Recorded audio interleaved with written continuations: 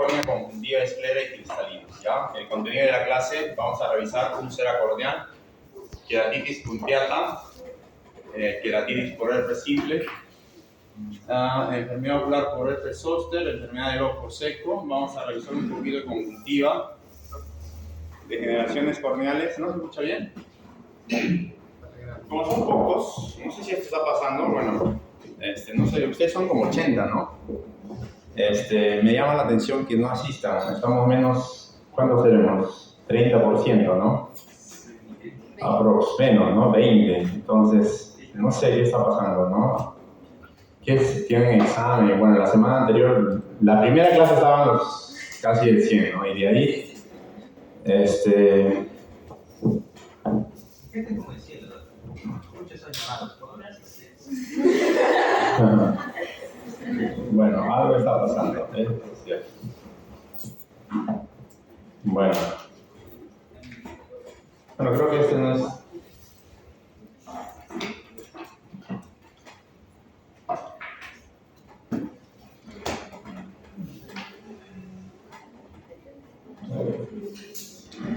Entonces,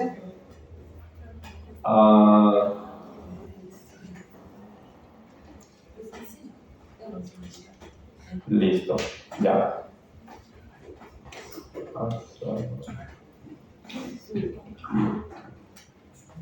Bien. Vamos a hablar también de ojo seco, degeneraciones en la córnea conjuntiva, queratocono, escleritis, epidermolitis y cristalino. Todo lo que vamos a hacer el día de hoy, ¿ya? A ver, chicos, ustedes van a ver pacientes, ¿no es cierto? Y una de las causas comunes es ojo seco frecuentemente, ¿ya?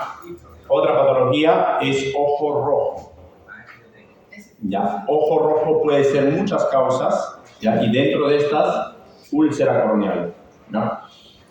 Una úlcera corneal está definida como una solución de continuidad, ¿no? Es cuando un tejido está ausente, ¿no? Úlcera en latín es ulcus o sore, y es una lesión originada por una pérdida superficial de un tejido, usualmente acompañada de inflamación. Recuérdense ustedes que es una pérdida de sustancia y a diferencia de erosión, una úlcera compromete el estroma, puede comprometer el estroma, pero una erosión solo compromete el epitelio, no va más allá del epitelio. Entonces, esa es la diferencia entre una erosión y una úlcera. ¿Ya? Entonces, úlcera lo mismo que úlceras de piel, hay úlceras en la córnea. ¿Ya? Las úlceras pueden ser tres orígenes, básicamente: trauma, infeccioso, marginales. Traumáticas, tenemos, esas son las más frecuentes, las que vamos a ver en el consultorio, ya, es decir, puede ser que haya recibido un golpe, puede ser que haya tenido un cuerpo extraño, ¿no es cierto? O algo menos frecuente, un tóxico o un cáustico. También lesiones con estas sustancias, como la lejía, ¿no es cierto?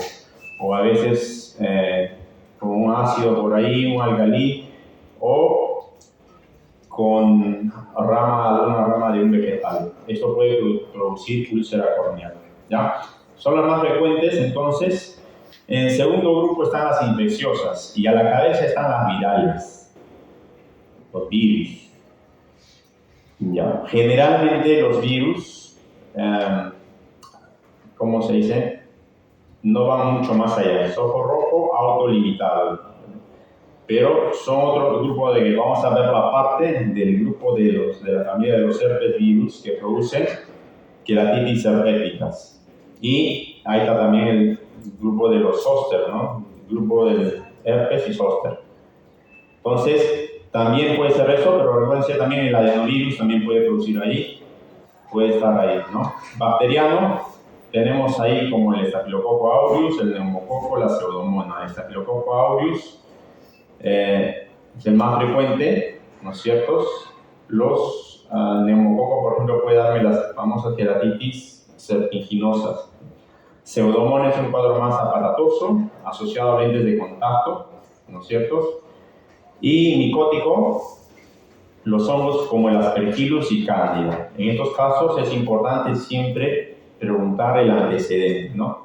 el antecedente, normalmente golpeado con qué está golpeado el ojito, en este caso con una rama de un árbol, ¿no? Las amebas como la cantamoeba, recordar que en estos grupos pues generalmente hacemos o debería hacerse un cultivo para ver los gérmenes cuando es bacteriano, y cuando los cultivos salen negativo y el cuadro no está curando, hay que pensar en una queratitis por ameba, ¿no? Amebas, acantamoeba. No responden al tratamiento, está en relación con el uso de lentes de contacto. Pacientes que usan lentes de contacto tienen una úlcera corneal ojo rojo, hay que pensar en acantamoeba, ¿no?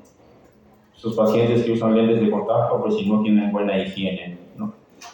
Tenemos otro grupo que son las marginales. Estos son más por tóxico-alérgicos o de hipersensibilidad.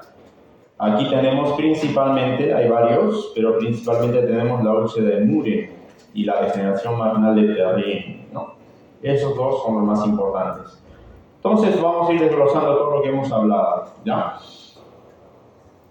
Generalmente, las causas surgen generalmente como complicaciones infecciosas de lesiones previas al epitelio corneal. Por ejemplo, los traumas por exposición, lentes de contacto, cirugías, uso de corticoides y enfermedades autoinmunes. A ver, lesiones previas al epitelio corneal, por ejemplo, pacientes operados de catarata, ¿no? Pacientes operados de cirugía de pterigio, traumas, diferente causa, exposiciones a la radiación UV también puede ser. Y lentes de contacto, principalmente esos pacientes que se duermen con los lentes de contacto y pueden tener al día siguiente una infección, ¿no? Un germen que se inocula. Generalmente es común, son bacterias. En primer grupo están las que no son por la cantamoeba. Con un tratamiento antibiótico se curan. Y bueno, y el segundo grupo pues pueden ser por la cantamoeba, ¿no? Son un poco más aparatosos.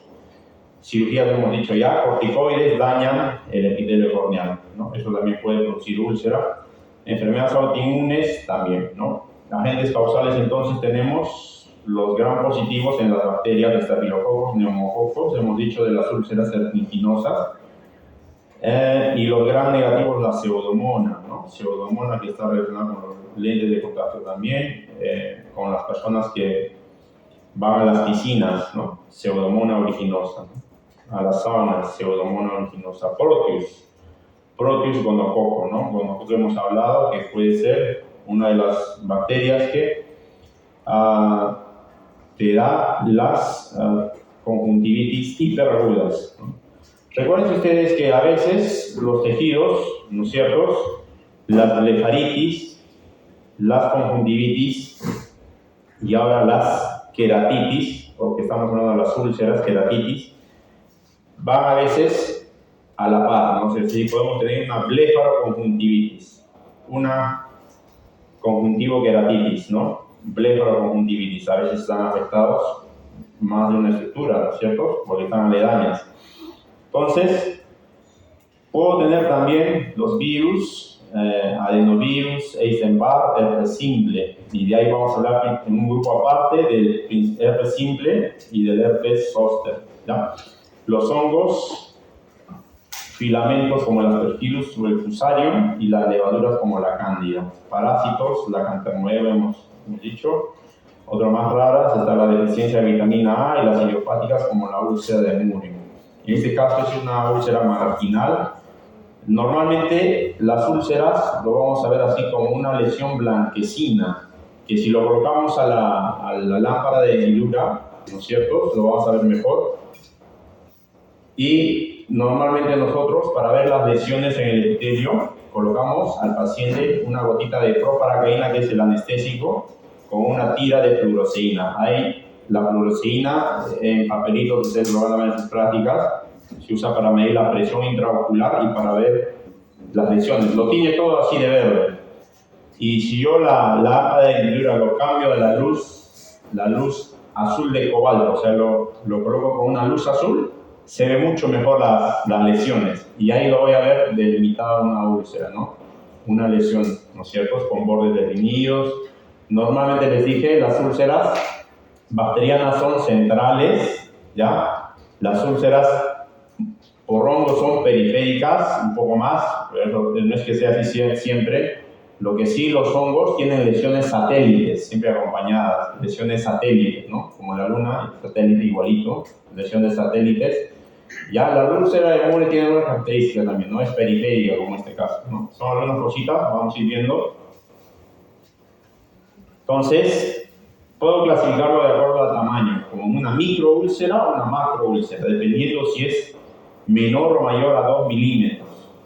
Las que son menos de 2 milímetros puedo clasificarlas como dendríticas, como las neuronas, ¿no es cierto? Y no dendríticas. No dendríticas pueden ser centrales y periféricas. Las que son más de 2 milímetros, dependiendo, ¿tienen compromiso estromal o no tienen compromiso estromal? Para ver el compromiso estromal, las capas de la córnea, yo necesito hacer un corte a la córnea, ¿ya? Y en la lámpara del libro ustedes van a tener la oportunidad de ver, pueden ver así de frente, ¿no es cierto? Como un microscopio nada más, aumentan de tamaño a 40, 100x, ¿no? Digamos. Pero también tiene una ventaja, la lámpara del libro tiene un brazo y se mueve así, y lo hacen un corte, pueden hacer un cortecito más de luz así bien delgadito, y de esta forma, si ven así en perpendicular, 45 grados, ¿no es cierto?, van a ver ahí el epitelio, el estroma, el endotelio, pueden ver la córnea, y por detrás incluso está el cristalino y la coroide, pueden ver todo eso, ya, con un corte. Entonces, de esa forma pueden saber si esa úlcera hasta dónde está, ¿no? Si está hasta el estroma o está solo en el epitelio. Entonces, compromiso estromal o no. Central o periférico también puede ser, ¿no? Si es sin compromiso estromal, si es central o si es periférico. De esa forma, una clasificación. ¿Cómo viene el paciente? El paciente viene por disminución de la visión, ¿no? Dolor ocular. El dolor ocular se produce porque este paciente, pues, va a estimular, ¿no es cierto?, las fibras sensitivas del nervio trigémino, el B1, pues hay dolor ocular, ¿no? Y puede tener este paciente fotofobia, lagrimeo y blefaroespasmo. Eso es clave, ¿no es cierto? Es el blefaroespasmo. Las ramas sensitivas, pues, del B1 quedan expuestas, ¿no? Por eso es que estos pacientes tienen dolor ocular, ¿no? El ojo les duele. Recuerden ustedes que en las conjuntivitis no duelen los ojos, ¿ya? Las úlceras o las queratitis duelen. Entonces, eso es por lo que vienen. Yo lo examino al paciente y encuentro el ojo rojo, se traduce, pero yo en la historia voy a escribir hiperemia conjuntival difuso, en este caso hiperemia ciliar o periquerático, es decir, el ojo rojo está más alrededor de la córnea, ¿no es cierto? ¿Ya? Es lo que les decía, la atención a la fluoresceína. Por ejemplo, aquí lo veo la úlcera blanquito, ¿no es cierto? No se ve bien, entonces, ¿qué hago? Le coloco fluoresceína y lo veo con la luz de cobalto, la luz azul. Y miren ustedes cómo se ve la úlcera, más delimitada, ¿no es cierto? Y en este caso, pues está en la parte inferior, ¿no? Y se ve la delimitación, ¿no es cierto? Más o menos aquí se da unos 3 milímetros, ¿no? ¿Podría ser bacteriana o...? Aquí lo más probable es que sea bacteriana, ¿no? Las micóticas tienen lesiones en satélite, es lo más frecuente, ¿no?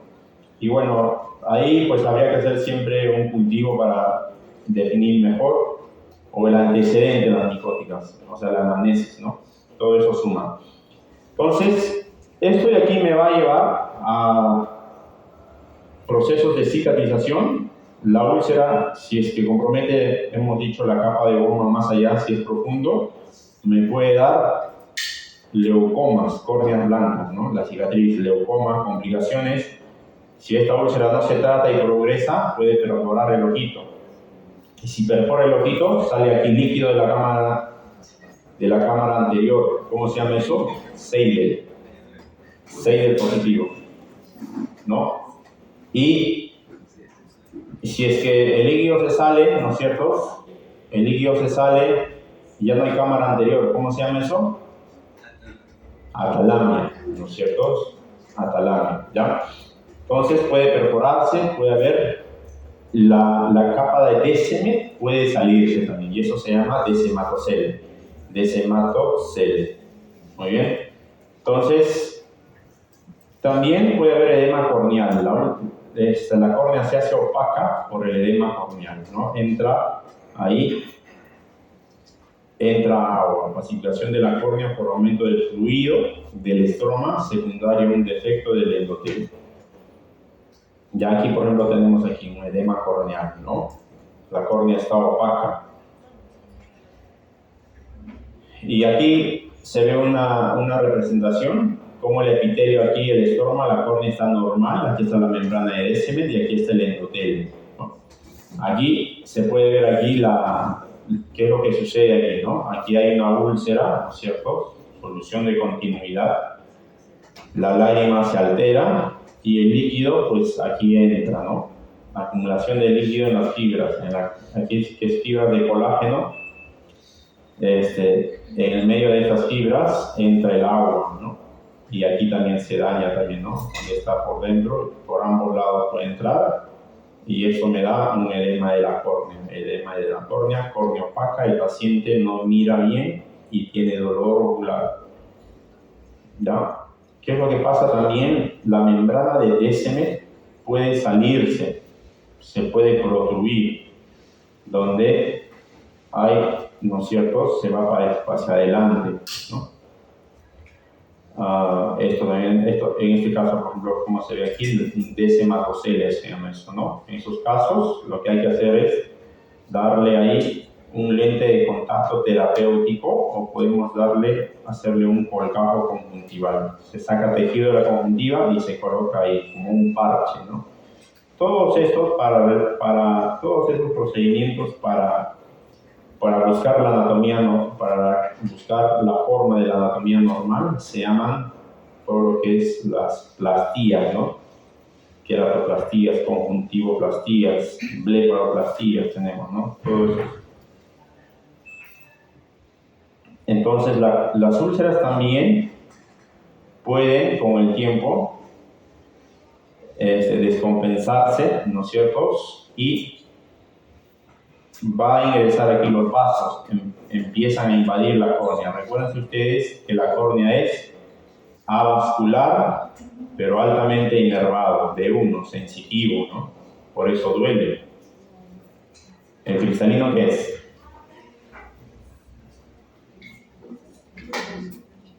Entonces, en la córnea ingresan los vasos, ¿no? Eso se llama panus corneal. Panus corneal. También puede darse entonces en las úlceras corneales, ¿ya? Entonces, aquí está el desematocele de nuevo, ¿no es cierto? Puede haber también inflamación en la úlcera. Todo esto, lo que genera inflamación en el ojo, puede aumentar la presión ocular. Y el aumento de la presión ocular puede dañar el nervio óptico por detrás. Todo daño del nervio óptico, ¿cómo se llama? O la disminución, el daño del nervio óptico se llama glaucoma. Entonces puede haber un aumento de la presión intraocular y eso genera glaucoma. ¿Por qué? Bueno, también lo que ahí va a pasar, se va a obstruir la malla trabecular por donde drena el humor acuoso, ¿no? Va a haber una disminución del drenaje. Y aquí, fíjense ustedes, esto ya pues está muy avanzado, ¿no? Puede haber lo que les había dicho, leucoma, panus corneal, leucoma, la córnea queda blanquecina. Ya lo hemos tratado, pero queda así, ¿no? En este caso, en este paciente, ¿qué vamos a hacer ya? Se puede hacer un trasplante corneal, ¿ya? Eso se llama queratoplastía. No hemos hablado, pero los trasplantes corneales antes, ¿no es cierto? Se hacía de toda la córnea, pacientes que fallecían, se les retiraba todo el ojito para la donación, ¿ya? Esto se hace bastante en otros países. En nuestro país falta la cultura de donación, ¿no? No hay muchos ojos, pero bueno, se saca y se lo saca así como un botón corneal, toda la córnea, ¿no? Y se lo lleva ahí, plan, como un parche nomás, ¿no? Se lo corta aquí como un botoncito y se lo sutura. Ya está, ¿no? Es un trasplante de córnea. Así sencillo parece, pero bueno, tiene sus cositas, ¿no? Pero ¿qué pasa? Con el tiempo, la medicina ha ido avanzando y actualmente se hace trasplantes, por ejemplo, el DALP. solo de la parte anterior. O sea, no se toca el décime ni el endotelio, pero la parte anterior nomás está dañada, el estroma, ¿no?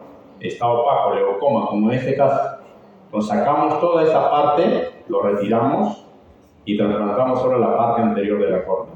Sería a partir de la capa dura, pero no relativa. Sí. La capa dura sirve para eso, ¿no? Sí, también. ¿Ya? Excelente, chicos. Muy bien. ¿Qué más? Hay trasplantes ahora también de la parte posterior de la córnea. Ya, esos son los DIMEC y DICE, ¿sí se llaman? Son cuando ya la parte del endotelio, el DSM está alterado, se puede hacer solo trasplante de la parte posterior de la córnea. Son trasplantes lamelares, así se llama. Actualmente entonces el trasplante de córnea se puede hacer de las capas anteriores y de las capas posteriores de la córnea. ¿Ya? Como en este caso este paciente ya no va a curar, ya no va a ver, necesita que un Junsu le, ¿no? ¿Cómo se llama? Junsu le dore su córnea. Igual que escalera al cielo, ¿no? Necesita un donante. ¿Ya? Leucoma corneal, ¿quién es este paciente? ¿Cómo ha quedado, no? Su leucoma ahí. Ustedes pueden verlo a simple vista. Un paciente que tiene así el ojo blanco, el resto de la córnea lo ven bien y está pues transparente. ¿Qué tiene ese paciente? Leucoma corneal. Probablemente haya tenido una úlcera y se ha quedado así una cicatriz, ¿no? ¿Ya? ¿Qué les decía? Este paciente, fíjense ustedes, ¿qué está pasando aquí? ¿Qué tiene? Lagrimeo bastante, el lagrimeo se llama epífora, ¿no es cierto? Epífora. Pero ¿qué ha pasado en este paciente? Se ha perforado la úlcera, está saliendo el humor acuoso, ¿ya? Probablemente esté en atalamia, ¿no es cierto? ¿Y qué más? Está protuyendo por ahí el iris, se sale el iris. Entonces ese paciente va a tener pues epífora, va a haber dolor ocular, ¿no es cierto? Ojo rojo, disminución de la visión, ¿ya? Miren ustedes aquí, el iris está saliéndose, ¿no? Se perfora también la córnea. Entonces nosotros tenemos que evitar que esto suceda, por eso le damos tratamiento.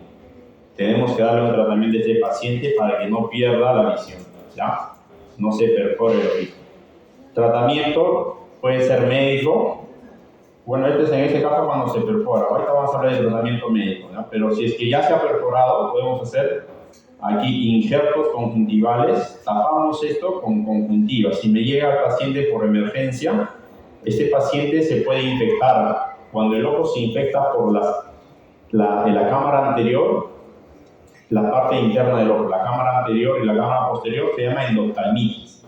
Ese ojito, si no se trata, se va a llenar todo de pus y pierde la visión. Por eso, para evitar este caso, tengo que cerrar esta apertura, si no va a entrar los gérmenes. ¿Qué puedo hacer ahí? Injerto. No me interesa tanto que ese paciente ya no vea, sino me interesa que ese ojito no lo pierda, porque con el tiempo puede tener un chance de trasplante. O si es que pierde su campo visual, no todo va a estar perdido, va a haber algunas partes que sí va a haber, ¿no? Lo parto aquí con conjuntiva, eso es un injerto conjuntival, ¿no? Y hay posteriormente, si yo tengo una córnea de donante, yo lo puedo hacer un trasplante de córnea, ¿no? Aquí fíjense ustedes el prolapso de iris que les decía, ¿no? El iris está saliéndose por la úlcera corneal perforada, ¿ya? ¿Cómo trato a estos pacientes? El paciente viene entonces por dolor ocular, ojo rojo, ¿no es cierto? Y lo veo bien, tiene una manchita blanca, lo examino bien en la lámpara con fluoresceína, la lesión tiñe la fluoresceína en la luz de cobalto, ¿no? Es una lesión, puede ser redondeada de 2-3 milímetros, central o periférica, dependiendo, ¿no? Si el paciente tiene lagañas más, probablemente sea eso una úlcera. Entonces, vamos a darle tratamiento dependiendo de la causa, ¿no? Puede ser viral, bacteriana o micótica, dependiendo de la causa. Normalmente las traumáticas son las más frecuentes, y ahí están las bacterianas, y en las bacterianas pues yo puedo dar corticoides, puedo dar antibióticos. El antibiótico que más me cubre los gérmenes en este caso son las fluoroquinolonas, son las de elección. Fluoroquinolonas tipo moxifloxacino, ciprofloxacino, gatifloxacino, ¿ya? Entonces, tengo que darle lubricantes oculares también, ¿no es cierto? Puedo ocluir el ojito también.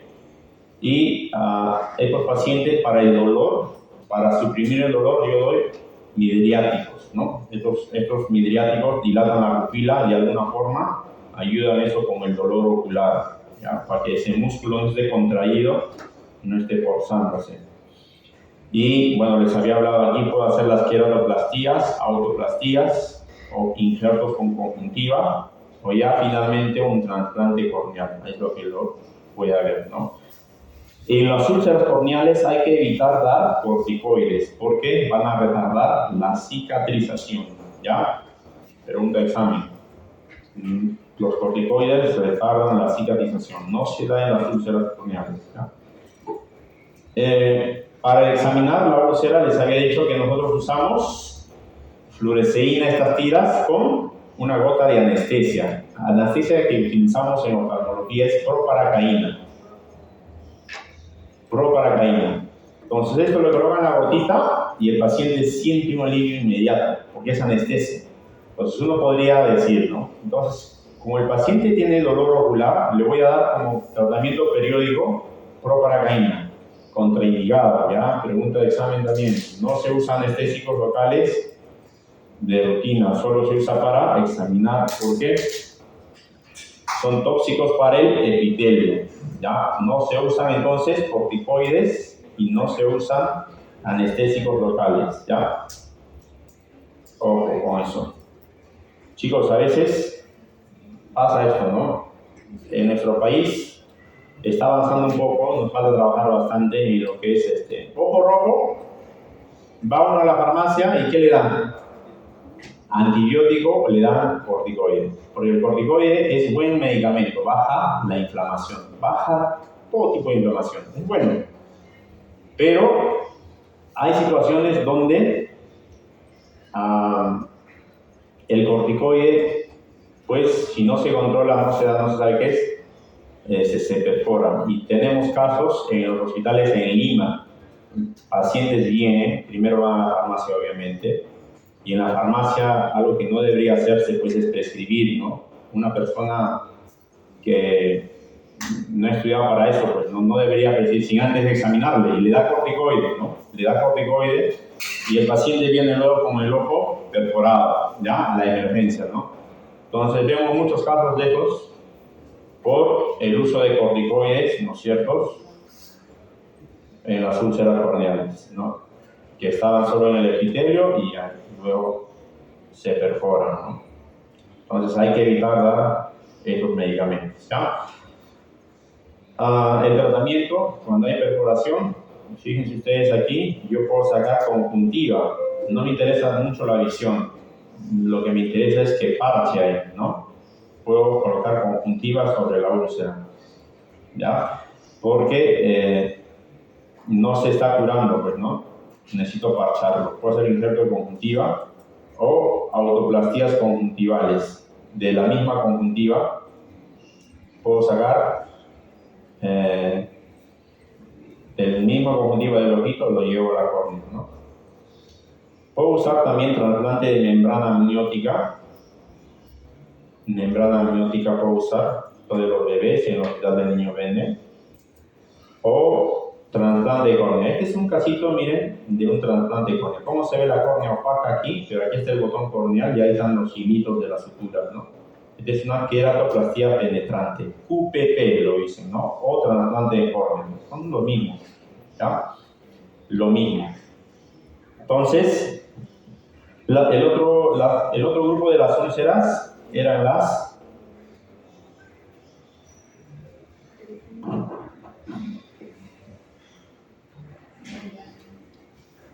Aquí hemos dicho las marginales, ¿no? Las traumáticas infecciosas marginales. Y aquí están principalmente tóxico-alérgicos y de hipersensibilidad. Y aquí tenemos la úlcera de Muren. De la úlcera de Muren tienen que recordar que uno es periférico, ¿ya?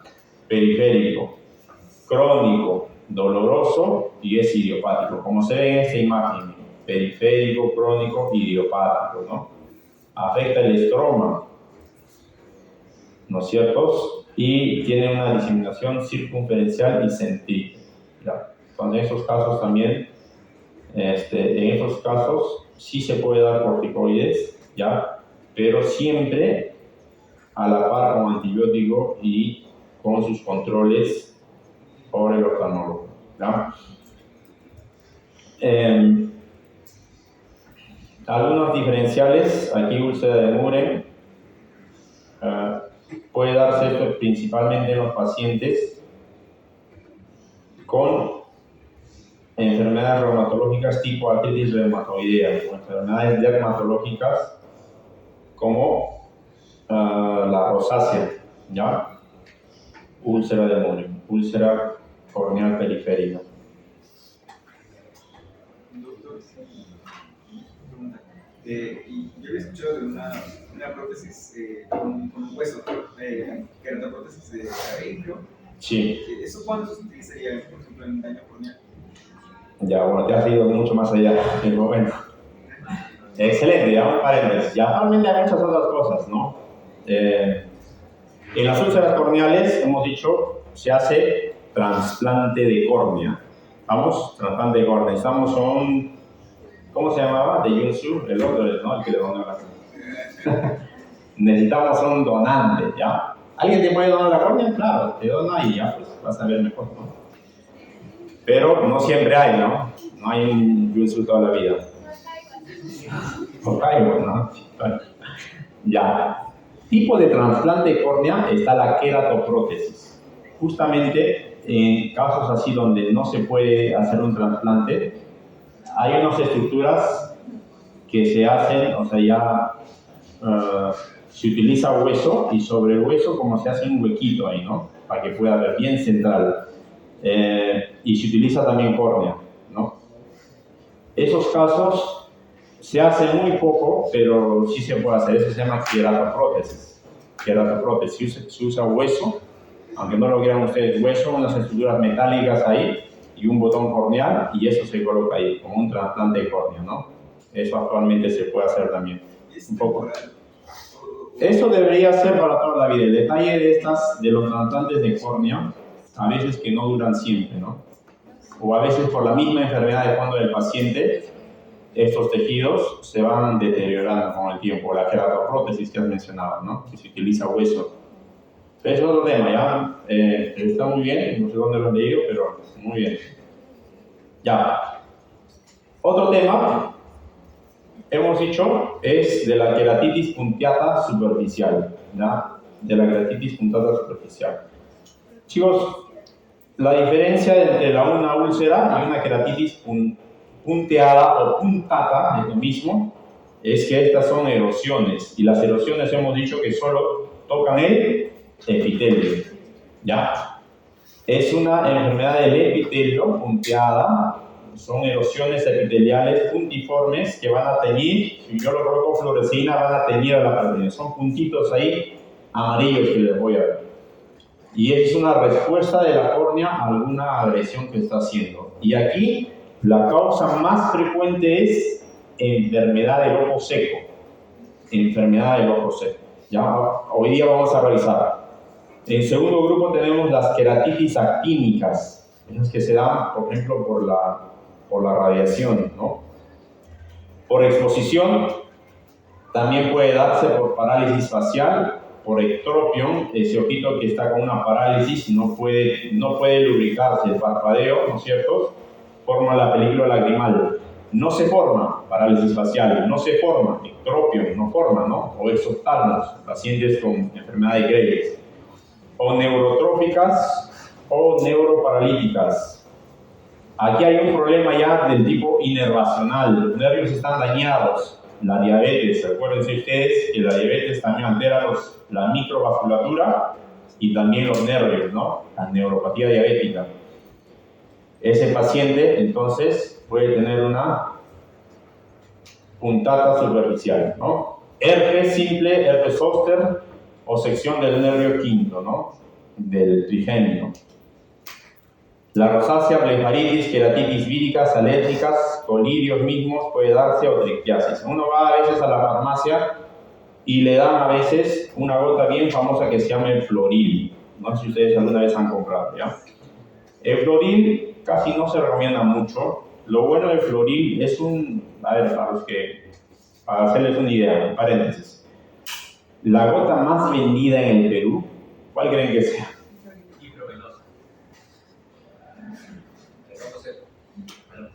Puede ser hipromelosa, ¿ya? Muy bien. Hipromelosa es la que más se ve en los hospitales,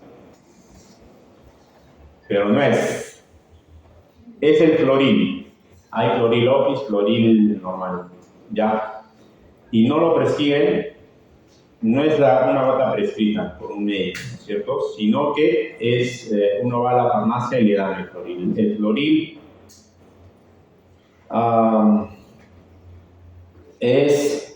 me olvidaste, el compuesto es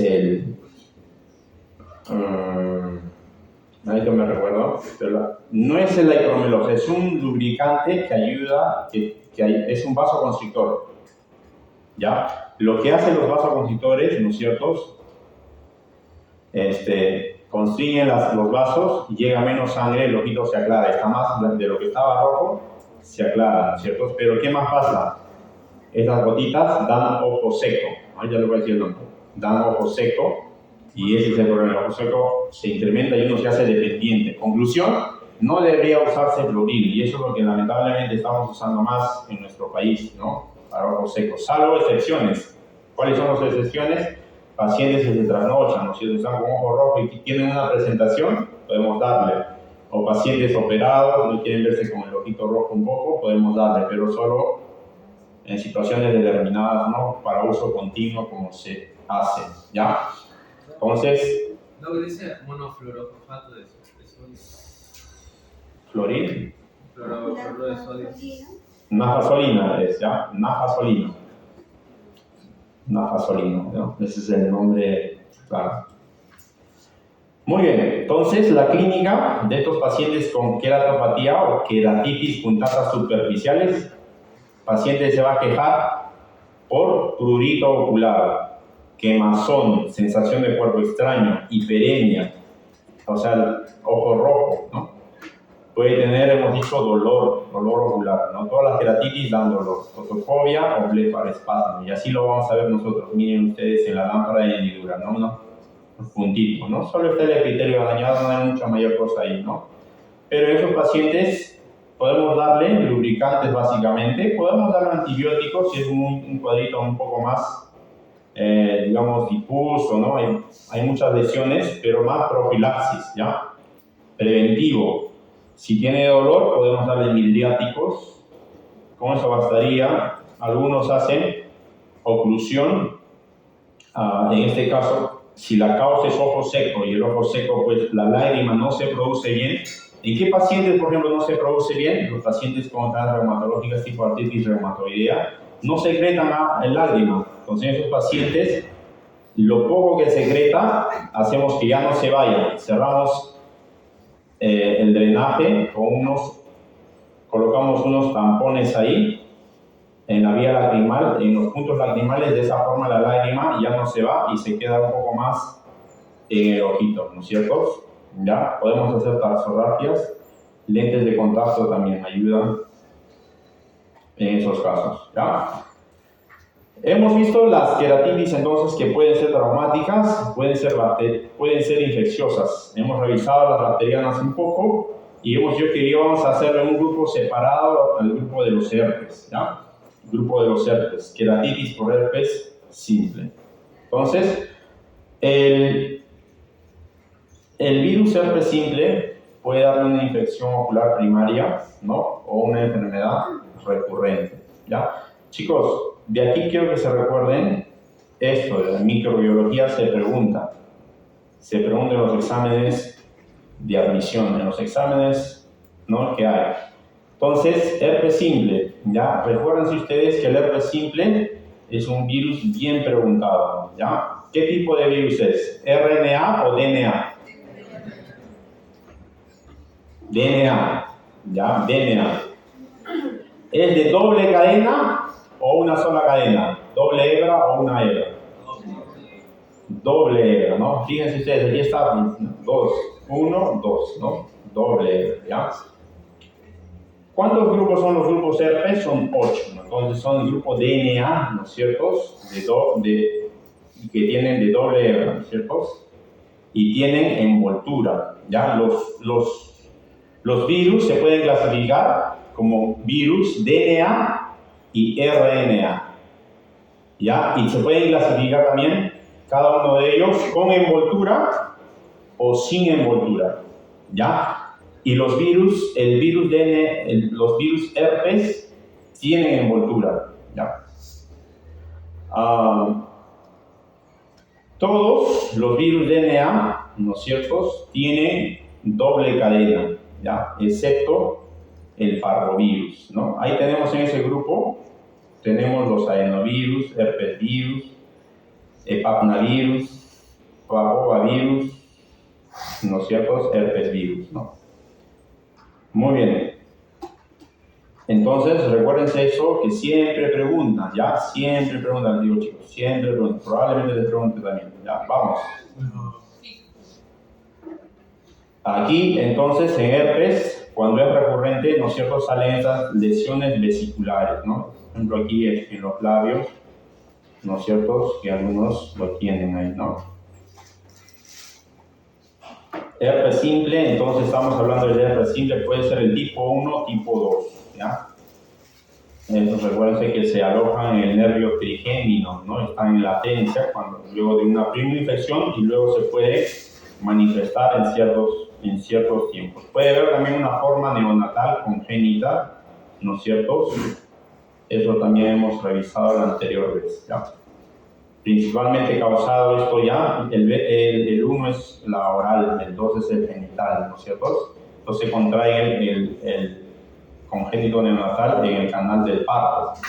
Suele asociarse a lesión vesicular y constituye una urgencia por la necesidad de tratamiento antiviral intravenoso para contrarrestar las complicaciones, ¿no es cierto?, sistémicas. Muy bien.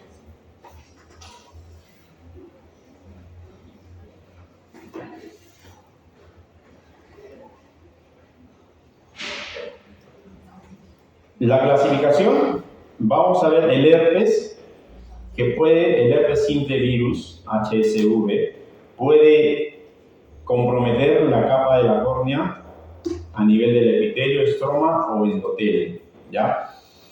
A nivel del epitelio es lo más frecuente, y esto hemos hablado anteriormente también, ¿no? Las lesiones típicas del virus herpes son las dendríticas. Ustedes van a ver en las preguntas del MIR, siempre llegan así, preguntas así grandes, ¿no?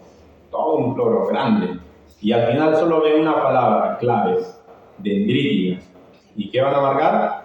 Herpes, ya no leen el resto, en serio, ya no leen nada. Herpes, es fijo. Les digo, chicos, cuando me estaba preparando, porque tengo que revisar todos los bancos anteriores, ¿no? Del MIR, clásico, preguntas grandes. Aquí son un poco más medianas, igual, ¿no? Herpes, dendríticas, ¿no? Si estas dendríticas evolucionan un poco más allá, ya no se hacen dendríticas, sino se hacen como así, formas de geográficas, ¿no? Úlceras geográficas, un poquito más severas son, ¿no? Herpes también, ¿no? Puede comprometer un poco más abajo si no se trata. Llega al estroma. En estos casos hay queratitis, puede ser con úlceras o sin úlceras. Sin ulceración también hay virus que llegan sin comprometer el epitelio, y eso se llama queratitis no necrotizante o queratitis intersticial o disiforme. Fíjense ustedes, llega al estroma una queratitis disiforme causada por herpes simples. Y al endotelio también puede llegar la disiforme, queratitis endotelial, ¿ya? Entonces, queratitis en el epitelio, hemos dicho, se puede ver ahí a través de una tinción de rosa bengala en este caso. No se usa bien, pero fíjense ustedes cómo está esta característica de esta úlcera, ¿no? Son forma de dendritas, ¿no?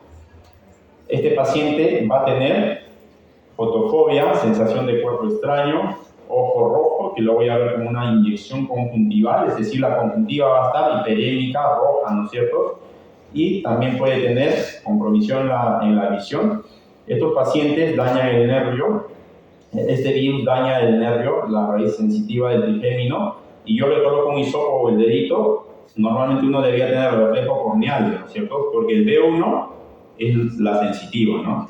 Y el 7, el facial, el otro es el aferente, el otro es el eferente, es el reflejo corneal. Y se pierde porque no está la rama sensitiva del trigémino. Entonces, hipoestesia corneal también, ¿ya?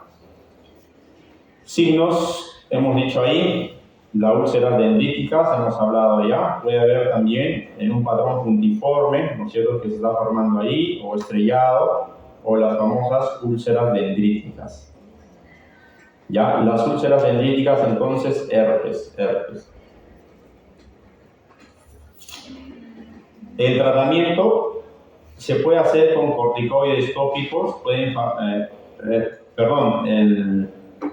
en los casos generalmente de queratitis no se usa corticoides, ¿ya? El corticoide se utiliza, por ejemplo, en una queratitis herpética, puede favorecer el agrandamiento progresivo de la úlcera, ¿no? Y lo puede hacer que se vaya a una configuración geográfica o ameboide, como en este caso aquí abajo, ¿no? Fíjense ustedes, de lo que era dendrítica, ahora ya tiene una forma geográfica, ¿ya? Entonces, corticoides no. Hemos dicho que podemos dar, esto también, oftalmia neonatal hemos hablado, podemos dar nosotros aciclovir vía tópica, suficiente, ¿no? O canciclovir también podemos dar, ¿no? Y esos son los más usados. Si es que hay compromiso inmune, puedo usar antivíricos orales, ya vía sistémica, no necesariamente tópicos, ¿no? Y si es que hay compromisos o si hay severidad como úlceras geográficas, puedo debilitar los bordes, la úlcera, ¿ya? Hay que controlar la presión porque estos pacientes se inflaman y pueden subir la presión y hacer glaucoma. No se recomiendan los corticoides, ¿ya? ¿Qué más? Muy bien. Entonces, aquí lo mismo, ahí están las presentaciones. Lo que usualmente usamos es aciclovir, ¿no es cierto? Podemos usar en pomada oftálmica al 3%, 5 veces al día por 10 días. Con eso basta. O ganciclovir también hemos dicho. No son tóxicos y se resuelven con un tratamiento de 2 semanas en el 99% de los casos, ¿no? Suficiente. Y así evitamos las complicaciones. Les había dicho que puede haber una forma del herpes que actúa solo a nivel del estroma, ¿no? Y esta es la famosa queratitis estromal. Ya es una causa más común de ceguera corneal infecciosa, forma de enfermedad herpética externa recurrente de mayor mortalidad visual. Está el riesgo incrementado de episodios futuros. Y la córnea, como se ve, una córnea opaca, ¿no? Esto se ve en los casos recurrentes del herpes, ¿no? Y cada episodio aumenta el riesgo de episodios futuros, ¿ya? Ese es un poco más raro, felizmente, ¿no? ¿Cómo se llamaba? Disiforme, forma de disco, ¿no? Menos frecuente, ¿ya?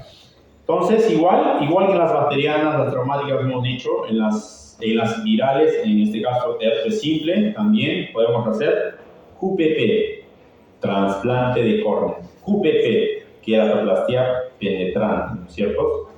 Rehabilitación visual en leucomas severos. O puedo hacer, aquí lo que les decía, trasplantes lamelares. Ya, pero bueno, hay algunos casos ahí que se considera esperar 6 meses cuando la enfermedad está inactiva. Hay que esperar 6 meses con enfermedad inactiva, ¿no?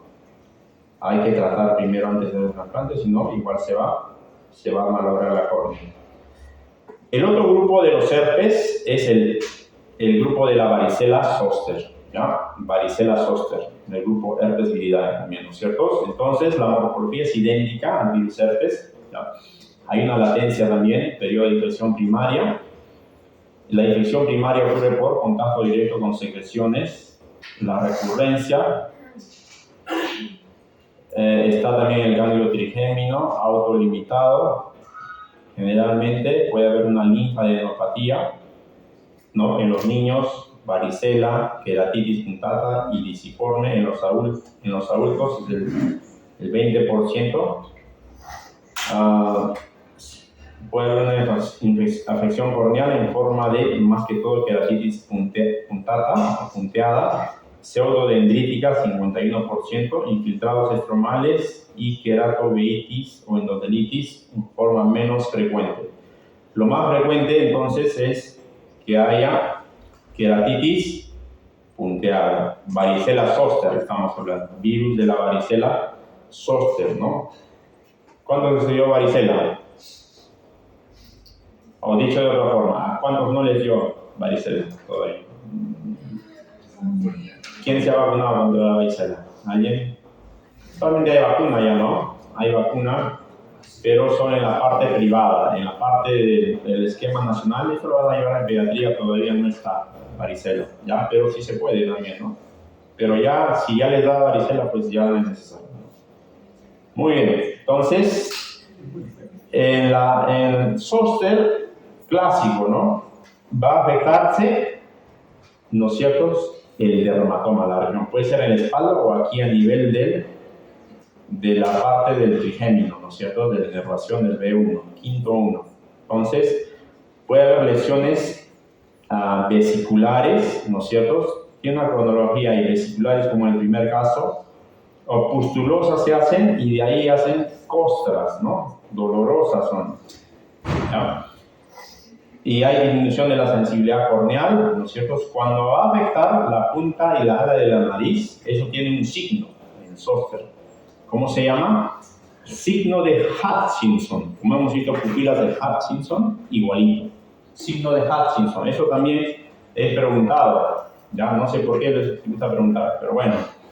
Signo de Hutchinson. Entonces, cuando compromete las alas y punta de la nariz. ¿Ya?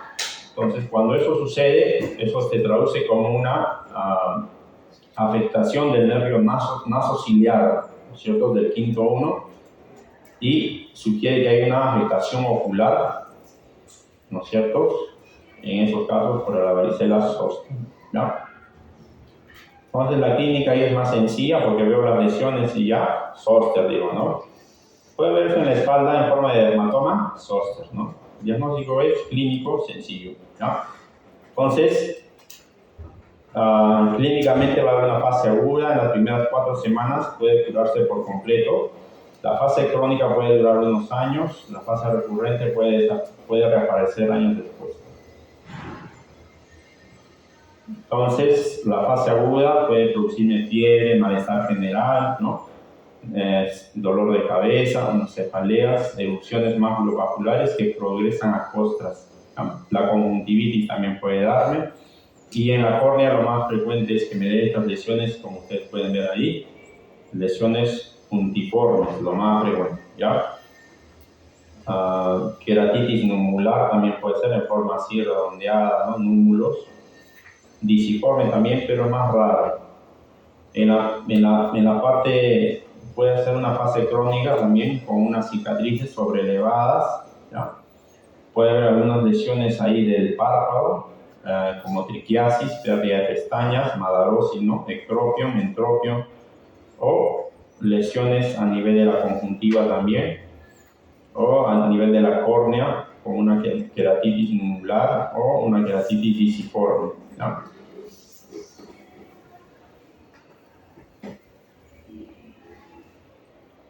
El diagnóstico es clínico, puede obtenerse células gigantes multinucleadas a cuerpos de inclusión, ¿no?, en las muestras con eosinófilos intranucleares. De esta forma puede diagnosticar también, pero generalmente no se hace, solo es clínico nada más. El virus se puede recuperar en las primeras 72 horas.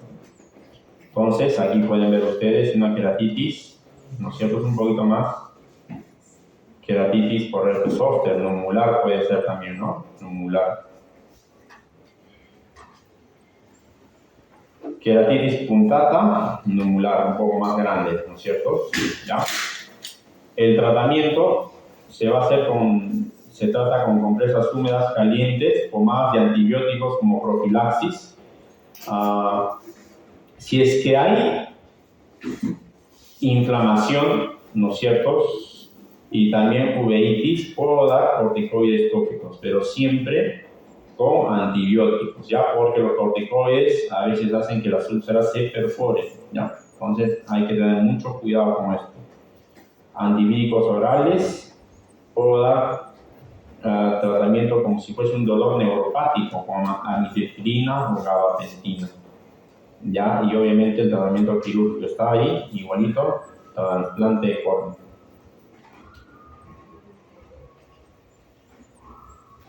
Neuralgia posherpética, ¿no? Muy bien, entonces ese es el grupo de Zoster, ¿no es cierto? ¿Y qué más?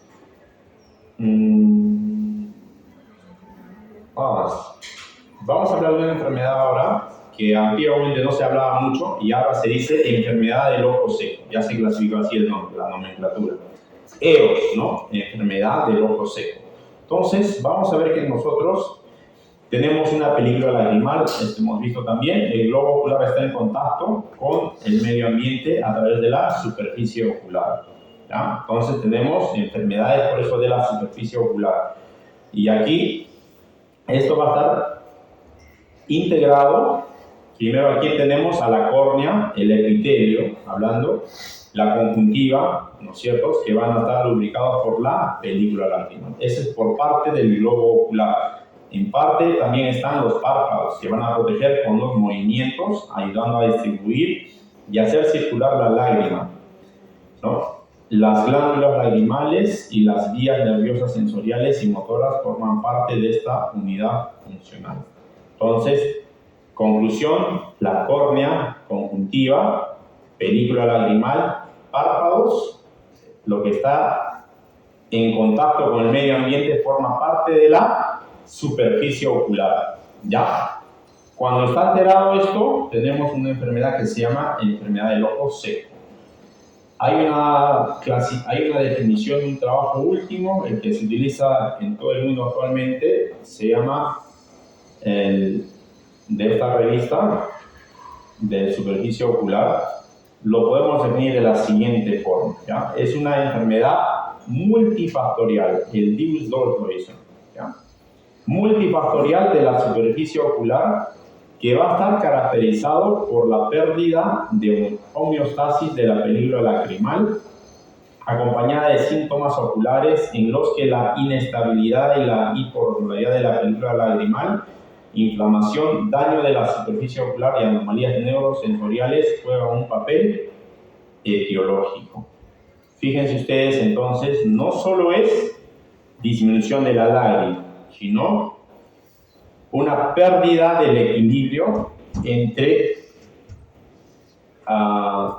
de las diferentes componentes químicos que hay en la película lagrimal, y esto se va a traducir en síntomas oculares. Síntomas oculares. El paciente va a tener sensación de cuerpo extraño, ojo rojo, ¿no es cierto? Y puede haber, si lo vemos un poco más profundo, esa lágrima va a estar hiperosmolar y actualmente se puede medir la osmolaridad en la lágrima, ¿ya? Inflamación, también los componentes químicos de la inflamación. Vamos a ver, ¿ya?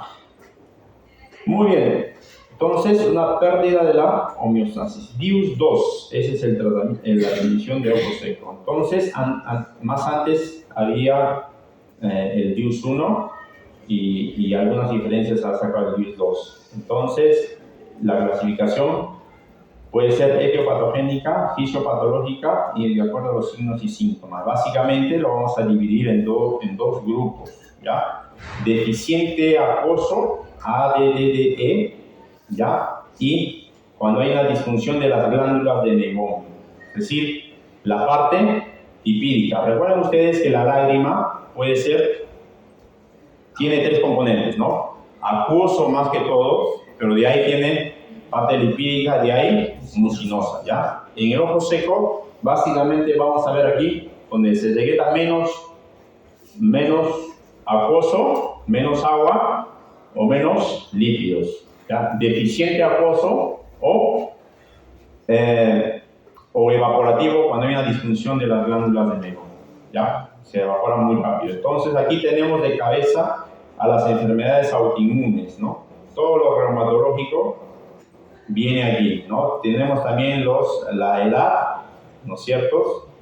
La edad y en los varones también los bajos andrógenos, autoinmunes, obstrucción lagrimal, bueno, todas estas cosas hacen que haya una deficiencia de la parte acuosa de la lágrima, ¿no?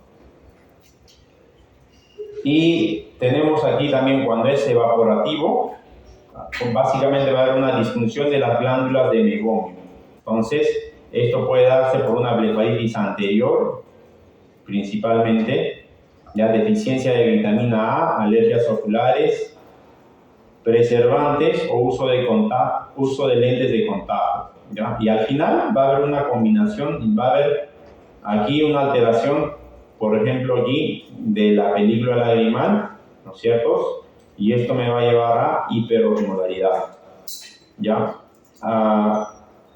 Aquí se van a secretar componentes inflamatorios como la interleuquina 1, 17, factor de necrosis tumoral, alfa, metaloproteinasas, interferón gamma. Esto me van a llevar a una pérdida de la mucina del glucocáliz y de las células Glover y un daño del epitelio, no va a haber una apoptosis.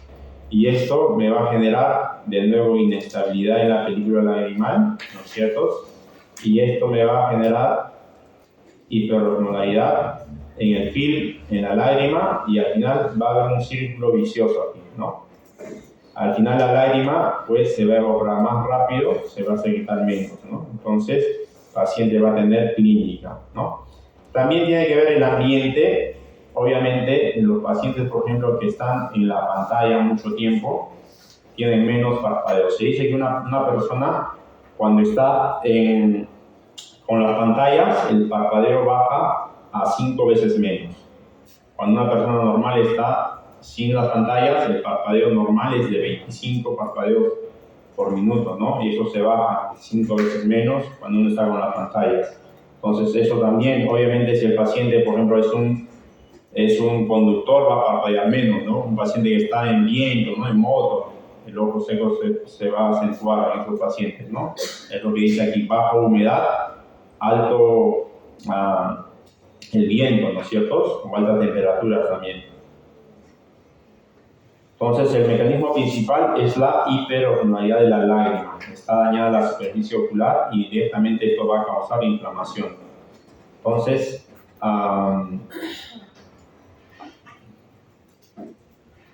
hay una activación de las células T también, y esto de aquí, el ojo seco, me puede llevar a un daño del epitelio, unas erupciones que se conocen como queratitis puntata superficial, ¿ya? Enfermedades autoinmunes, esto de aquí de SSDE es del síndrome de Sjögren, ¿no? Recuerden ustedes, el síndrome de Sjögren me dicen, ¿no es cierto? Puede ser primario o secundario. Secundario generalmente a artritis reumatoide. El más feo es el primario, ¿ya? ¿Han hecho reumato ustedes? Sí, ¿no? Recuerden ustedes en la clínica, entonces, ¿no? Para ver un paciente, ingresa de frente, no hacen una ectoscopía. ¿Qué tiene ese paciente? El paciente con artritis reumatoide, ¿qué puede tener? A ver, un punto.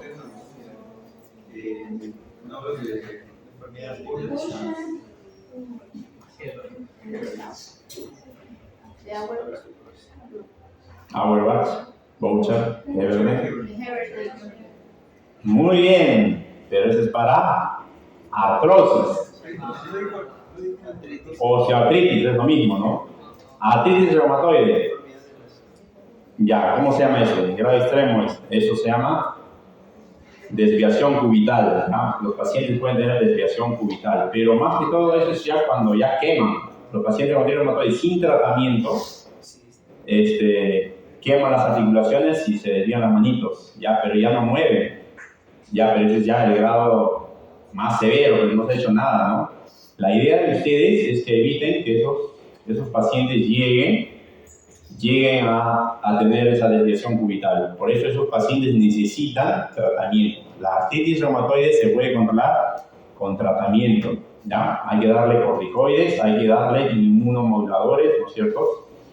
Y esos pacientes van bien, ¿no? ¿Qué les decía? Esos pacientes, los pacientes con artritis reumatoidea tienen rigidez matutina, dolor, ¿no es cierto?, en las articulaciones, ¿no? Y es simétrica normalmente, ¿no?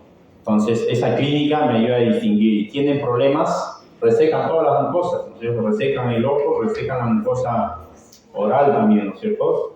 Son mujeres, también la parte vaginal resecan, ¿no es cierto? Una resequedad ahí en todas las mucosas en esos pacientes. Entonces, síndrome de Sjögren, ¿ya? Muy bien, vamos. Aquí les decía aquí un poco más, ¿no es cierto? Sjögren's Syndrome Dry Eye, y esto está asociado con todas las reumatológicas. Entonces hay que saber distinguir. Lo que me han dicho ustedes es de la osteoartritis, ¿no? También la osteoartritis, pero aquí más que todo son las artritis reumatoidea, lupus, Wegener, entre otras, ¿no? No síndrome de Sjögren puede ser un problema misma de la glándula. Ya otros síndromes más raros ahí también puede haber, ¿no? O problemas inflamatorios más raros como sarcoidosis, linfoma o problemas, daños de radiación. Eso hace que haya una deficiencia en la secreción de la parte acuosa de la lágrima. De la glándula lacrimal también puede haber problemas, una obstrucción en la producción por diferentes conjuntivitis cicatriciales. Ahí está la cabeza de Steven Johnson, o las enfermedades tipo pemfigoide, ¿no? Estados secretores también, como el daño del nervio trigémino, entre otras cosas, ¿ya? Muy bien. Tiene que ver mucho también la exposición al aire, al humo, la contaminación y las cirugías, en este caso, las cirugías refractivas tipo LASIK, por ejemplo, que les había dicho PRK, donde se hace una ablación de la córnea, se quita tejido. Al quitar tejido también dañan los nervios, ¿no es cierto?, los nervios de la córnea. Por eso los pacientes que se operan para no usar lentes tienen ojo seco. Estamos hablando, ¿por qué? Porque se dañan los nervios sensitivos aferentes, ¿no es cierto?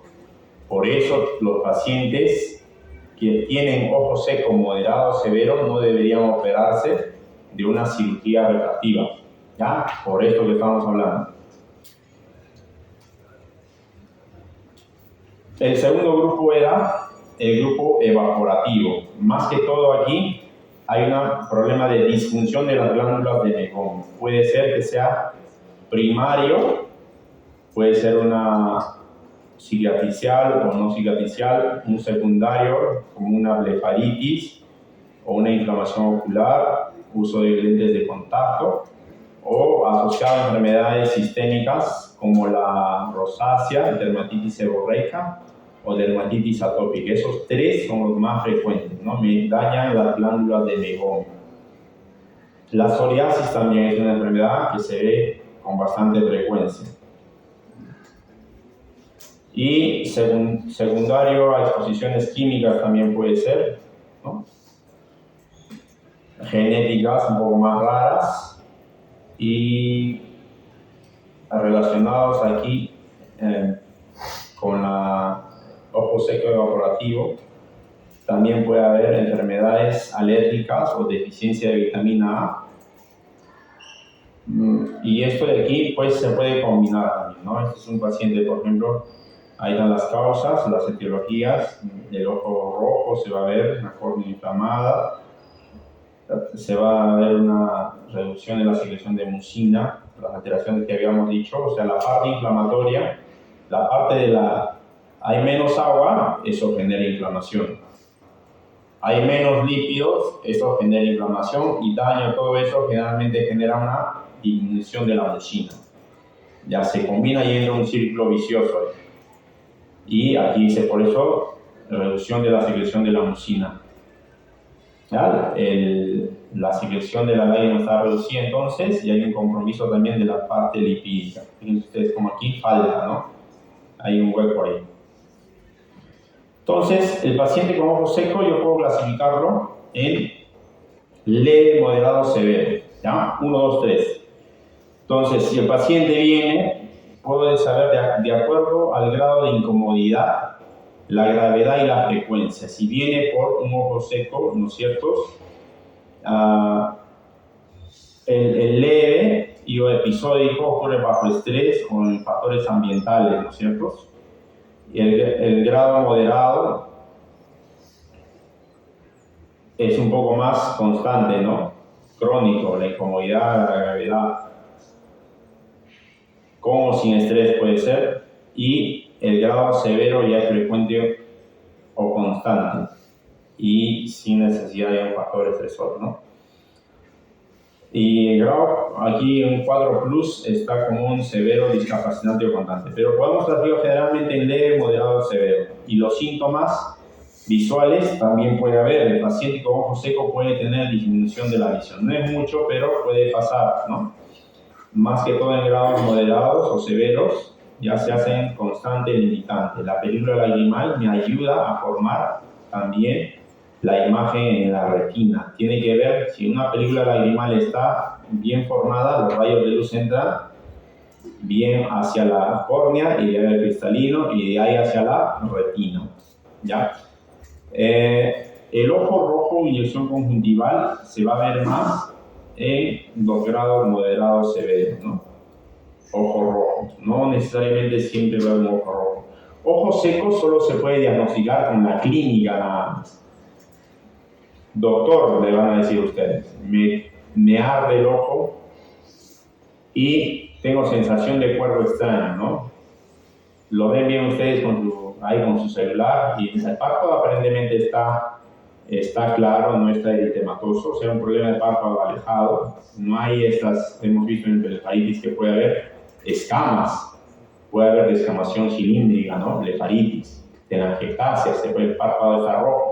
Pero en este caso, ese paciente no tiene eso y les consulta, ¿no?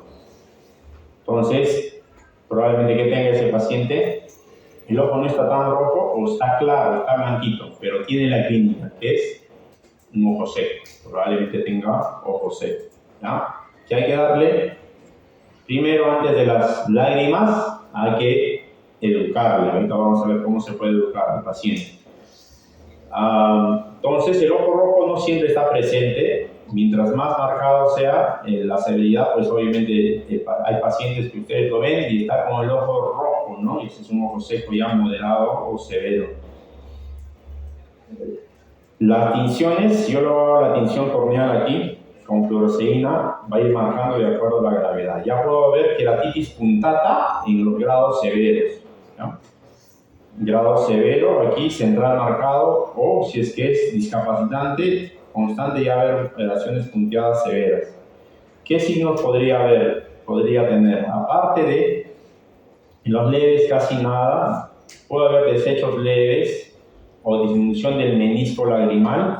El menisco lagrimal lo puedo ver también al corte de la lámpara de hendidura. Normalmente va a ser 1 milímetro, ¿no? Cuando está menos de 1 milímetro, puedo tantear la lámpara de hendidura, tiene para medir también. Y puedo saber que la lágrima, hay menos lágrima, ¿no? Menisco lagrimal. En los grados severos puedo ver también filamentos. Esos pacientes hacen como telitas ahí, ¿ya? Hacen queratitis filamentosa en grado severo, con agregación de moco y aumento de desechos. Y en los grados severos incluso puede haber ya una úlcera corneal, ¿ya? No es frecuente, pero puede pasar. ¿Cómo están las glándulas de meiomio? En el grado leve está variablemente presente a la disfunción, puede haber en el grado leve moderado, puede pasar. variablemente presente, pero es más frecuente en el grado severo, una disfunción de las glándulas de meiomio, ¿ya? Normalmente la lágrima, la parte lipídica tiene que salir como un aceite. Ustedes cuando examinan al paciente la lámpara de hendidura, con la ayuda de un hisopo pueden presionar ahí el párpado y hay unos puntitos por donde sale a la vista el aceite, sale, ¿no? En algunos sale espeso, ¿no? Espeso o no sale. Entonces, ese paciente tiene disfunción de las glándulas de meiomio o tiene una blefaritis. Hay una forma de medir este TFPUT, es tiempo de ruptura lagrimal. Ya se puede medir el tiempo de ruptura lagrimal. Vamos a ver nosotros ahorita cómo es esto, ahorita lo vamos a ver ya. En dos formas, unas tiritas, también se puede colocar unas tiritas ahí para ver, y de acuerdo a lo que se va evaporando, a cuánto moja el papelito, digamos, se puede saber también si es que es menor de 10, me puede indicar un ojo seco. Eso se llama el test de Schirmer, o Schirmer, como quieran, ¿ya? Muy bien, entonces aquí tiene la leyenda, tiempo de ruptura lagrimal con fluoresceína. ¿Ya? ¿Cómo es esto del tiempo de ruptura lagrimal? Vamos a ver aquí. Esto ya más o menos lo hemos hablado. Esto es el paciente cómo viene, ¿no es cierto? Es asintomático, puede ser, recuerden que ustedes les dije, no necesariamente van a ver clínica, puede ser asintomático también y pueden encontrar signos o puede tener síntomas, ¿no? Y al final todo me va a llevar al ojo seco, dry eye disease, ¿no? Aqueous deficient, mixto o evaporativo. ¿Ya? El tratamiento va a restaurar la homeostasis.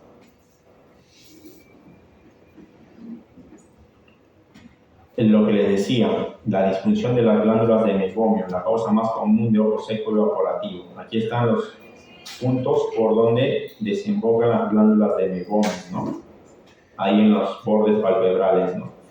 Puede haber diferentes causas, hemos visto aquí, puede haber dermatosis, como la acné rosácea, dermatitis seborreica, tratamientos con isotretinoína, o puede haber formas de conjuntivitis cicatriciales también, secundarias o primarias de una misma disfunción de las glándulas del meiomio. Esto va a hacer que la lágrima se evapore más rápido. Esta es una parte de los síntomas, cómo está combinado todo. Fíjense ustedes, hay una sobreposición o overlapping, ¿no?, de los síntomas, ¿no es cierto?, entre los deficientes acuoso, disfunción de las glándulas de meiomio o blefaritis, o el componente evaporativo que es, y el componente mucinoso que está dado por las células Globet, ¿no? Entonces todo esto va a generar disconfort ocular, resequedad, sensación de quemazón o de que tienen algo ahí que le está hinchando, ¿no es cierto?, sensación de cuerpo extraño, fotofobia, visión fluctuante o borrosa.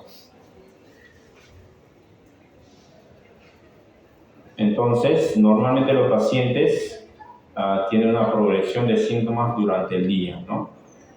Y una descompensación en las condiciones ambientales específicas. Entonces, algunas consecuencias: alteración de la calidad de la visión, de la sensibilidad al contraste. Estos pacientes no miran bien los contrastes, ¿no? Hay una alteración de la calidad de vida por las molestias, hay intolerancia a lentes de contacto, mayor riesgo de infecciones oculares y también pues incremento en las bajas laborales y disminución del rendimiento. Pacientes, entonces, pacientes a veces son discapacitantes, puede ser enfermedad del ojo seco, ¿no? ¿Ya? Esto es lo que les decía, el menisco lagrimal yo puedo medirlo, ¿no? El menisco lagrimal normalmente pues tiene que ser mayor a 1. En el ojo seco está menor de 1 milímetro. Aquí, esto de aquí, ¿no? Inyección conjuntival, el ojo está rojo.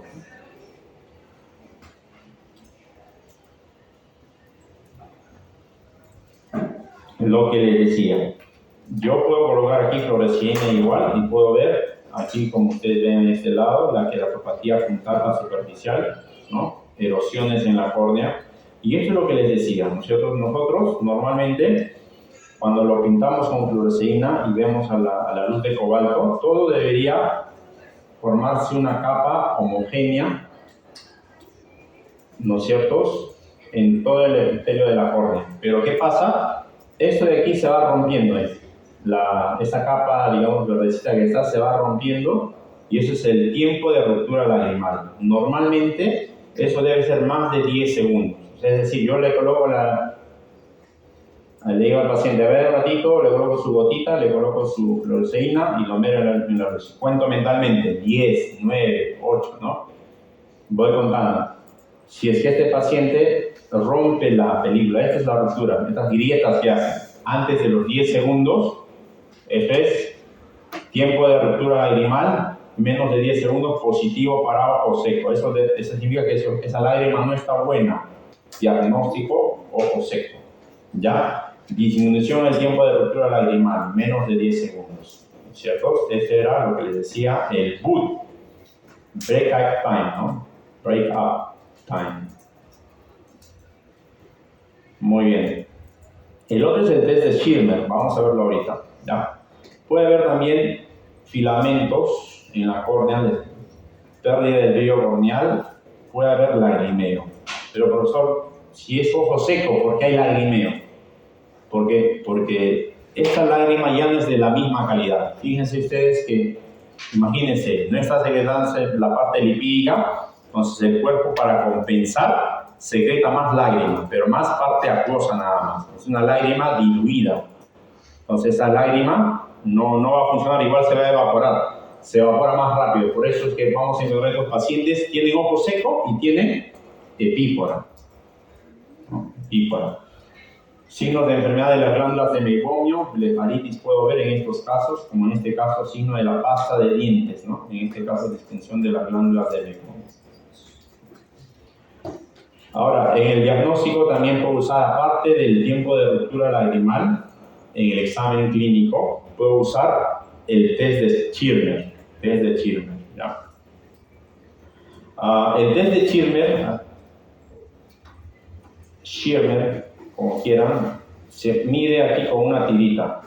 ¿Ya? Una tirita, se le coloca al paciente esta tirita y se ve cuando esto debería llegar más de 10 milímetros, debería avanzar. Mido a los 10 minutos.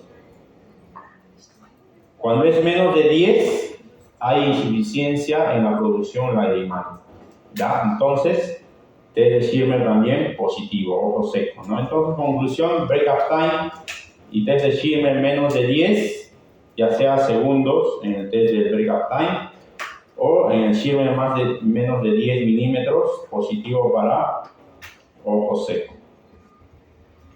Ojo, en el test de Schirmer estamos hablando de, más que todo, casos evaporativos, ¿ya? Muy bien.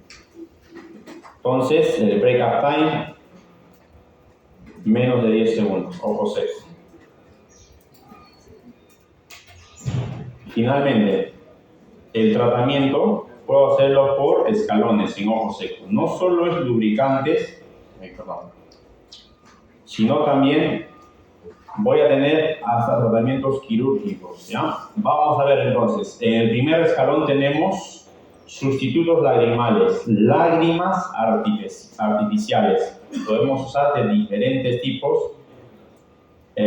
Polímeros normalmente utilizamos, que son macromoléculas hidrófilas con propiedades viscoadhesivas porque pueden estabilizar la película lagrimal. Podemos usar ahí hipromelosa, podemos usar, es bien usual, podemos usar carboximetilcelulosa, por ejemplo, también, y hialuronato de sodio, y entre otras lágrimas que, pues, con eso generalmente van bien los pacientes, ¿no? Ahora, antes de darle tratamiento médico, hay que decirle al paciente, ¿no? Ese paciente que por ejemplo está en las pantallas, ese paciente que no toma agua, no le voy a dar lágrimas, tengo que educarle primero, ¿no? Entonces, la Academia Americana de Oftalmología ha dado una regla, ¿no? Ya eso ya demostrado en trabajos, la regla del 20-20-20. ¿Qué quiere decir esto? Cada 20 minutos el paciente tiene que descansar, ¿no es cierto? 20 segundos, ¿ya? Ahí te vamos a sacar, chicos, no se preocupen. 20 segundos y mirar a los 20 pies. Ya, 20 pies. Entonces, 20 minutos, debíamos pararnos un rato. A ver, párense chicos, párense. Ya, y dicen al paciente que se relaje un poco y mire a los 20 segundos, ¿no? Vamos dando 1, 2, 3, 20 segundos. Y en ese tiempo le dicen que parpadee, ¿no? Parpadean un poco, parpadean y miran hacia los 20 pies o lejos, ¿no? En este caso puedo mirar ahí atrás o miren aquí detrás de la ventana y el ojito se relaja ahí también, ¿no? De lo que está contrayendo el músculo ciliar, relaja, ¿ya? Relaja. Entonces, esa terapia del 20-20-20, pueden decirlo bien, tomen asiento. Antes de, ¿qué más? Si es un paciente que no toma agua, ¿no? Hay que decirle que tome su litro, 2-3 litros al día. Si es un paciente que es en alguna actividad pues, que tenga, no sé, motociclista o oficinista, hay que modificar algunas terapias, ¿cierto? ¿Qué más? Segundo, si ese paciente no mejora con el cambio de estilo de vida, puedo darle sustitutos lagrimales. Y si aún así no mejora, puedo darle mucolíticos. Si en casos severos, en esos casos de esos pacientes que tienen esos filamentos, ahí va a ayudar la acetilcisteína. Me ayuda también clorhidrato de bromexina, ¿no? Se puede usar, esto se prepara, hay muestras, se puede preparar. También puedo usar en casos, si aún así no controla el paciente, es un paciente, por ejemplo, reumatológico, ¿no? Un paciente con síndrome de Sjögren, no controla con lágrimas, no controla con cambios de estilo de vida, no controla con políticos, ¿qué puedo usar? Inmunomoduladores, ¿no es cierto? También puedo usar inmunomoduladores como la ciclosporina o el tacrolimus. Si aún así no mejora, cuando se ha pasado un escalón ahí, pero se puede hacer también, no hay problema antes del 5. Puedo usar suero autólogo, esto lo preparan en los hospitales, o vitamina A, ¿ya? Entonces, esto también puedo usar, y puedo usar estimulantes secretorios tipo pilocarpina. Esos son el tratamiento que se puede ir escalonando en los pacientes con ojo seco. Se puede hacer incluso tratamientos, como les había mencionado, tratamientos quirúrgicos, ya puedo cerrar los puntos lagrimales con una cirugía, se puede hacer eso también, con una cirugía lo cierro, o tamponar, unos tampones que son temporales, se puede tamponar los puntos lagrimales también en estos pacientes. Si estos pacientes se complican, hacen úlcera, ya pues puedo hacer ya tratamientos quirúrgicos también en esos casos, ¿ya? A ver, con este caso, antes de pasar aquí, vamos aquí con esta pregunta, pues acabamos, vamos un break, ¿ya? Dice, pregunta de Mir, paciente de 15 años, acude a consulta quejando dolor en el ojo derecho. A la inspección se detecta la existencia de un blefaroespasmo en el ojo derecho. ¿Cuál de las que a continuación se relacionan será más probablemente la enfermedad que padece? ¿De qué estamos hablando? Queratitis, ¿ya? Enfermedad de Gray-Basedow, eso se da en los pacientes hipertiroideos, ¿no? Generalmente no produce dolor más blefaroespasmo. Neuropatía óptica, hemos hablado de neuropatía óptica derecha. Me imagino que son las isquémicas estas, ¿no? Porque el otro es del grupo de las neuritis. Las neuritis, recuerden, son pacientes que vienen por dolor ocular, disminución de la visión de colores. Eso es 90% de esos pacientes, dolor ocular, ¿no?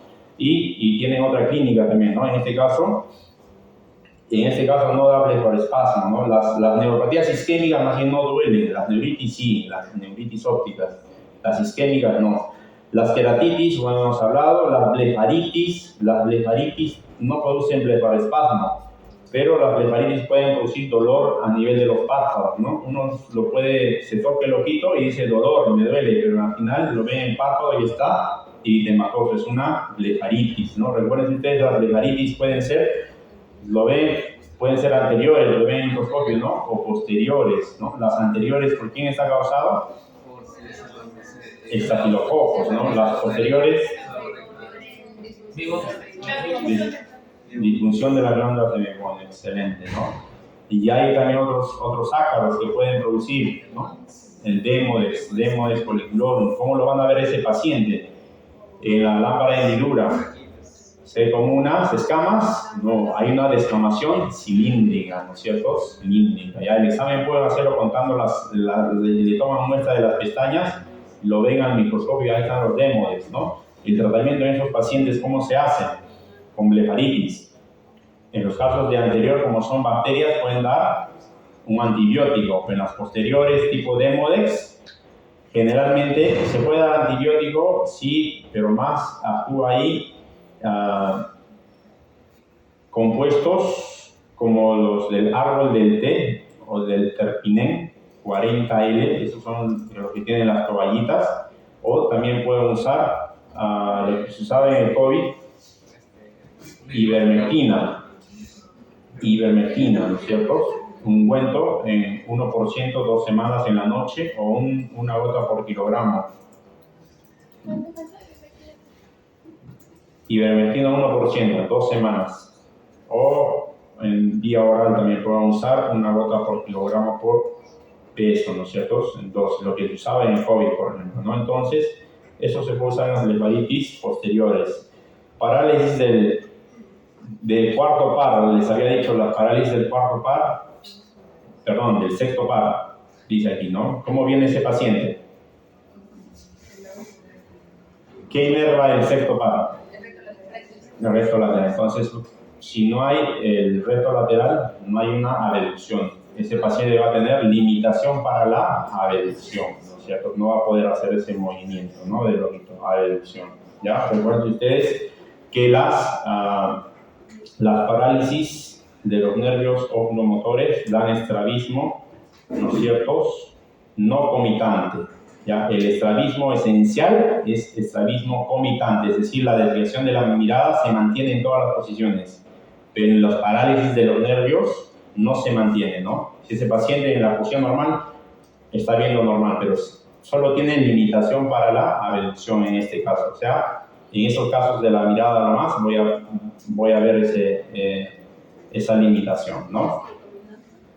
Esos estrabismos no comitantes, ¿no? No comitantes, ¿ya?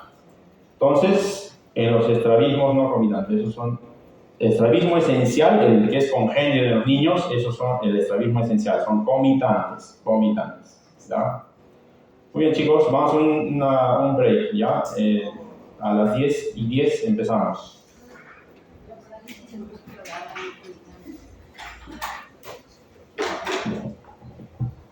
Chicos, un break de 20 minutos, ¿ya? Vamos a desayunar.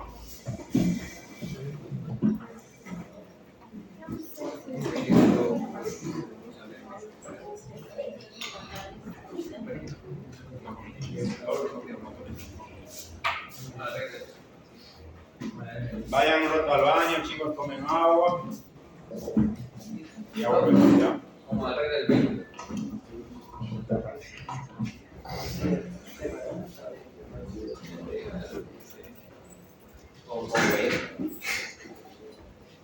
No, pero es que hay más.